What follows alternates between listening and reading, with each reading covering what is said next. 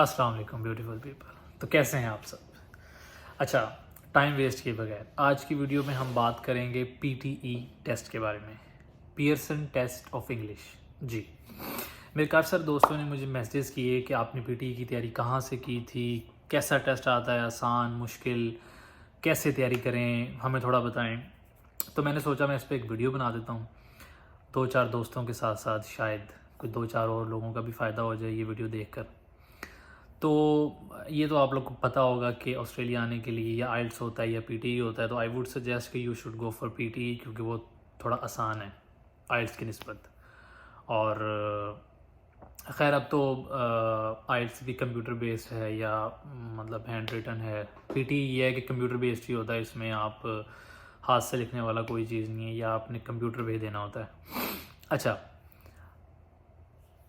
भाई, एक बात जहन में बिठाओ कि पीटीई टेस्ट अगर आप दे रहे हैं और आपने बैचलर्स की डिग्री किसी अच्छी यूनिवर्सिटी से की है तो आपके लिए पीटीई का टेस्ट हलवा है, लिटरली हलवा है टेस्ट है, कुछ भी नहीं है यार इसमें। लेकिन अगर आप ये टेस्ट एफएससी के बाद दे रहे हैं तो भाई आपको मेहनत करनी पड़ेगी। और अगर आपने अपनी बैचलर्स की डिग्री किसी हजवेरी यूनिवर्सिटी से की है जहाँ ना तो कभी आपने इंग्लिश बोली ना कभी आपने इंग्लिश सुनी, ठीक है, यानी ना आपसे किसी ने बात की इंग्लिश में ना आपने किसी से बात की इंग्लिश में, तो भाई मेरे आपको मेहनत करनी पड़ेगी और आपको वक्त लगेगा, ठीक है। फिर आपके लिए ये टेस्ट हलवा नहीं है यार। मैं आपको ना अपना बता देता हूँ पहले ताकि आप थोड़े से ईजी हो जाएं। मैंने इस टेस्ट की तैयारी 10 दिनों के अंदर की थी, लिटरली 10 दिन मैंने लगाए थे और सही वाले लगाए थे मैंने 10 दिन, ठीक है। और मेरा स्कोर था 75। जी हाँ, 75। तो ठीक था स्कोर, ना बहुत ज़्यादा अच्छा ना बुरा, एक मॉडरेट सा ऑप्टिमम सा बहुत अच्छा मेरा स्कोर था। तो 10 दिनों के अंदर आपके भाई ने 75 स्कोर किया, इसका मतलब आप भी कर सकते हैं, कोई मसले वाली बात नहीं है, नहीं इतना मुश्किल, ठीक है। अब बात कर लेते हैं जिन लोगों ने बैचलर्स की डिग्री की हुई है, अच्छी यूनिवर्सिटी से की है, इंग्लिश के साथ भी हाई हेलो है, तो भाई मेरे 10 दिनों के अंदर आप भी कर सकते हो, ज़्यादा से ज़्यादा 15 दिनों के अंदर, 2 हफ्ते लगा लो, हो जाएगा टेस्ट, ठीक है। 2 हफ्ते बंदे के पुत्रों की तरह लगा लो, ठीक है। अब जो लोग एफएससी के बाद ये टेस्ट दे रहे हैं, ठीक है, वो क्या करें भाई, आपको कम से कम 1 महीना लगाना पड़ेगा, 1 महीना लाजमी, और इंसानों की तरह आपने 1 महीना लगाना है। शायद आपको ज़्यादा भी तैयारी करनी पड़े, वो 1 महीने बाद आपको अंदाज़ा हो जाएगा आप कितने पानी में हो, ठीक है। अच्छा, अब मैं आप लोगों को बता देता हूँ कि मैंने तैयारी किस तरह की, ठीक है। इससे आप लोगों ने सिर्फ आइडिया लेना है, एक ऐसा नहीं है कि जैसे मैंने तैयारी की उसी तरह ही आप लोगों ने करनी है। हाँ, अच्छा लगे तो आप इसको ट्राई ज़रूर करें, अगर फ़ायदा हो रहा है तो फिर आप इसको कंटिन्यू करें, ठीक है, क्योंकि हर बंदा डिफरेंट होता है, किसी का तैयारी करने का क्या तरीका, किसी का क्या तरीका, ठीक है। तो मैं अपना शेयर कर देता हूँ आप लोगों के साथ, ठीक है। अच्छा, मैंने अब अगर 10 दिनों में तैयारी की है तो मैं रोज़ाना 2 मॉक टेस्ट दिया करता था। 2 घंटे से ज़्यादा का एक टेस्ट है और मैं 2 मॉक टेस्ट दिया करता था और बाकी 1.5 से 2 घंटा मैं तैयारी करता था, जिसमें मैं रीडिंग करता था या मैं टेस्ट का स्ट्रक्चर पैटर्न वगैरह उनको अंडरस्टैंड करना, ठीक है, वैसे अपनी तैयारी करना। उसके अलावा मैं 2 मॉक टेस्ट दिया करता, जिसको मिलाओ तो आप तकरीबन 4 साढ़े 4 घंटे बनते हैं। तो ठीक है, तो आपको इस तरह अगर आपने 10 दिनों का अपना एक गोल रखा है तो आपको ज़्यादा पढ़ना पड़ेगा, ज़्यादा टाइम देना पड़ेगा, ठीक है। 10 दिनों के लिए अगर आप इंसानों की तरह इसको टाइम दे दें तो ये आपका टेस्ट क्लियर हो जाएगा। अच्छा, अब बात कर लेते हैं कि टेस्ट में क्या क्या चीज़ें हैं और आपने इनकी कैसे कैसे तैयारी करनी है, ठीक है।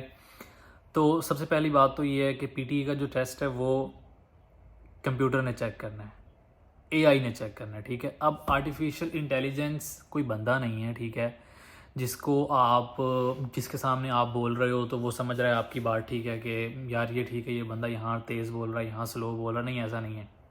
आपने इसके साथ ट्रिक से खेलना है, ट्रिक से, ठीक है। एआई कंप्यूटर है, कंप्यूटर को नहीं पता ये बंदा अब ठीक है लेकिन थोड़ा सा बीच में स्लो हो गया है या इसको प्रॉब्लम नहीं, उसको कुछ नहीं पता, उसको सिर्फ और सिर्फ जज करना है, ठीक है।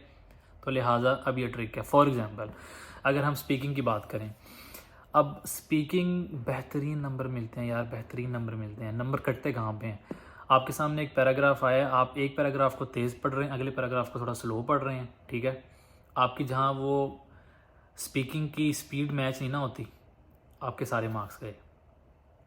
आप आर्टिफिशियल इंटेलिजेंस ने आपका टेस्ट चेक करना है, ये बात आपने जहन में रखनी है। आपने अपनी स्पीड एक रखनी है, ना ज़्यादा तेज़ बोलें ना ज़्यादा स्लो बोलें, ठीक है।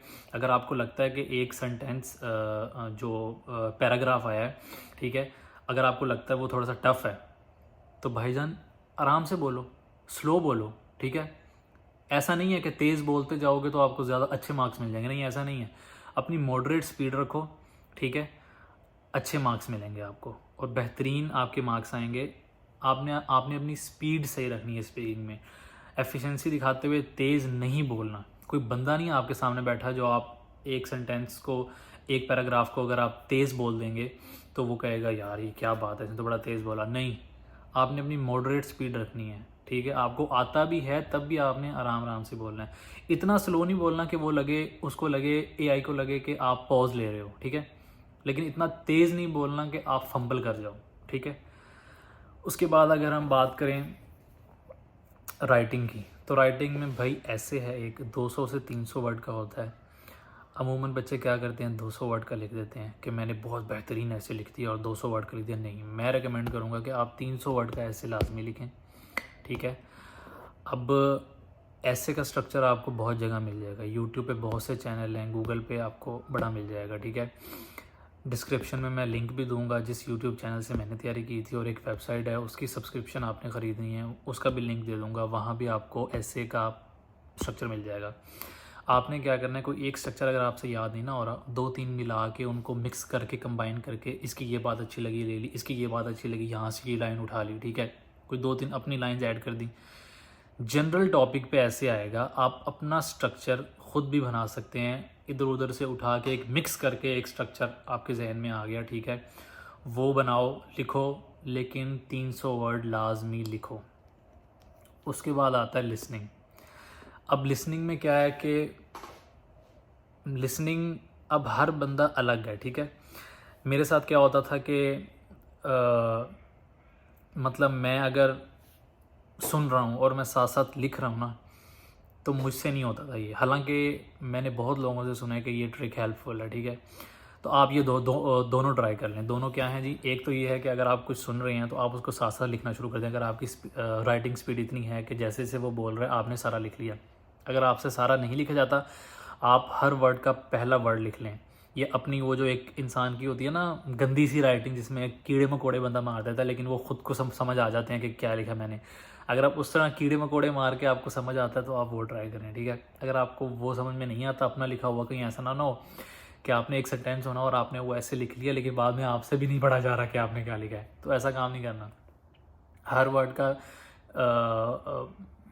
शुरू वाला वर्ड जैसे, ठीक है, I can hear you, ICHY, अगर इस तरह आपने नहीं लिखना तो फॉर एग्जांपल एक सेंटेंस है कि भाई this year 2284 students secured there admission in फलाना फलाना यूनिवर्सिटी या इन डिपार्टमेंट फलाना डिपार्टमेंट, ठीक है। तो आप क्या करो कि नंबर लिख लो। अगर वो कोई ईयर बोलता है 2004 1947, ठीक है, तो आपने वो ईयर लिख लिया फटाफट, वो एक नंबर लिख लिया, किस डिपार्टमेंट में एडमिशन लिया, किस यूनिवर्सिटी में एडमिशन लिया, वो लिख लिया, जिससे आपको याद रहेगा कि अच्छा हाँ लॉ डिपार्टमेंट की बात हो रही है तो हाँ इसका मतलब लॉ डिपार्टमेंट में बच्चों ने एडमिशन लिया है, या इतने बच्चे पास हुए, इतने बच्चे फेल हुए हैं, वो आपने नंबर साथ लिख लिया, तो वो आपको जहन में रहेगा और याद आ जाएगा, ठीक है। कुछ लोगों का क्या होता है, नेचुरली तौर पर लिसनिंग पावर इतनी स्ट्रॉन्ग होती है कि उनको 8-10 सेकंड तक बात याद रह जाती है। तो उन लोगों को लिखने की ज़रूरत नहीं है, वो बस ध्यान लगा के अपनी नर्व्स को स्ट्रॉन्ग बनाकर सुने गौर से और फ़ौरन लिख दें। तो जैसे आपको सूट करता है आप उस तरह कर सकते हैं। तो अब बात करते हैं सबसे मुश्किल पार्ट की, और वो है रीडिंग। मुझे नहीं पता ये सिर्फ मेरे लिए मुश्किल है या सबके लिए होता होगा, आई डोंट नो, बट मेरे लिए रीडिंग बहुत मुश्किल थी। अब रीडिंग में मैंने सबसे ज़्यादा टाइम लगाया है। मैं जहाँ पे एक टेस्ट दिया करता था ना 2 घंटे का, मैं 2 घंटे रीडिंग पे लगाया करता था, और मैंने एंड टाइम तक रीडिंग पे बहुत ज़्यादा टाइम दिया। क्योंकि रीडिंग में कोई ट्रिक नहीं है, कोई हैक नहीं है, कुछ भी नहीं है। आपने रीड करना है, ठीक है, उसके बाद उसका आपने फिल इन द ब्लैंक्स हैं या सही वर्ड आपने वहाँ पे ऐड करना है, ठीक है। तो reading, fill in the blanks हैं, ये रीडिंग सबसे टफ़ पार्ट है, क्योंकि आपकी वकैब अच्छी होनी चाहिए, ठीक है, उसमें इंग्लिश आपकी स्ट्रॉन्ग होनी चाहिए, रीडिंग तो ही अच्छी होती है, ठीक है। तो रीडिंग को सबसे ज़्यादा टाइम दें। मेरा मशवरा ये है कि आप रीडिंग को सबसे ज़्यादा टाइम दें, और अगर आप सही तरह इसको टाइम देंगे और इस पर मेहनत करेंगे तो यकीन करें आपके मार्क्स आ जाएंगे। रीडिंग में ही लोगों के कम मार्क्स आते हैं।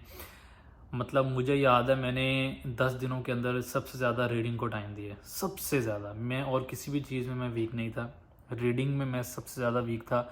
मैं जब भी मॉक टेस्ट दिया करता था मेरे रीडिंग में सबसे कम मार्क्स आते थे, और आप यकीन नहीं करेंगे कि मेरे पीटी के फाइनल टेस्ट में रीडिंग में सबसे ज़्यादा मार्क्स आए हैं।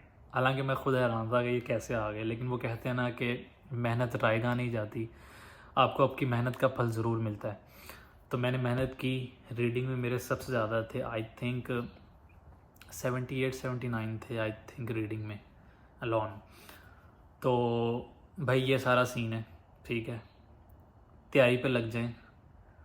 10 दिन मैंने कहा है, इसका मतलब ये नहीं है आप भी 10 दिन 2 हफ्ते लगाएं, ठीक है, लेकिन जब आप एक अपने सामने एक गोल सेट करेंगे ना, फिर ही इसकी तैयारी होगी।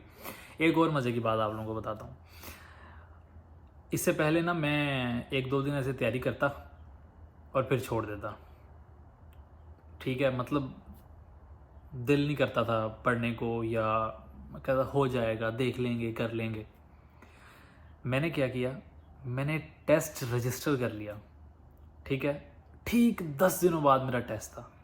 अब मुझे पता था कि भाईजान 10 दिनों बाद आपका टेस्ट है, आपने पढ़ना है और टेस्ट देना है, आपने 60,000 रुपया भर दिया है, अब ख़त्म, कुछ नहीं हो सकता। तो अब मैं हर किसी को ये तो नहीं कहूँगा कि आता जाता ना भी कुछ हो तो आप टेस्ट को रजिस्टर कर लें और फिर तैयारी शुरू कर दें, कहीं ऐसा ना हो पैसे ज़ाया हो जाएं। तो लेकिन उन लोगों को जो खुद तैयारी नहीं कर रहे हैं, ठीक है, और उन्होंने बैचलर्स की डिग्री भी अच्छी यूनिवर्सिटी से की हुई है, तो आपके लिए भाईजान कुछ भी परेशानी की बात नहीं है। सिर्फ़ और सिर्फ अपना टेस्ट करें रजिस्टर, 2 हफ्ते बाद या 20 दिन बाद की डेट लें, फिर देखना आप ख़ुद तैयारी करेंगे। और जैसे मैं आप लोगों को बता रहा हूँ, 10 दिन 12 दिन 2 हफ्ते लगाएं, आराम से आपकी तैयारी हो जाएगी। और जो लोग एफएससी के बाद ये टेस्ट दे रहे हैं उनके लिए मेरा ये मशवरा है कि आप कम से कम पहले 1 महीना आराम से तैयारी करें, महीने बाद आपको अंदाज़ा हो जाएगा, और आप साथ साथ मॉक टेस्ट भी दे रहे होंगे, ठीक है, उससे आपको अंदाज़ा हो जाएगा आपका स्कोर कहाँ आ रहा है, ठीक है। अपना एक एवरेज स्कोर निकाल लें, ठीक है, आखिरी 10 दिनों में जितने भी आप टेस्ट दें मॉक टेस्ट, उनका आप एक एवरेज स्कोर निकाल लें। अगर आपका एवरेज स्कोर मोर देन 65 है तो इसका मतलब है कि आपकी अच्छी तैयारी है और आप टेस्ट दे सकते हैं। अगर आपका लेस देन 50 आ रहा है, इसका मतलब आपकी तैयारी अच्छी नहीं है, ठीक है, तो आपको और तैयारी की ज़रूरत है। इस तरह से आप अपना अंदाज़ा लगा सकते हैं। तो मैं उम्मीद करता हूँ आज की वीडियो आपको अच्छी लगी होगी, और इस वीडियो से अगर 4-5 लोगों का भी फ़ायदा हो जाता है तो मेरा ये वीडियो बनाने का मकसद पूरा, ठीक है। तो इसी के साथ आज की वीडियो ख़त्म करते हैं। अल्लाह हाफ़िज़।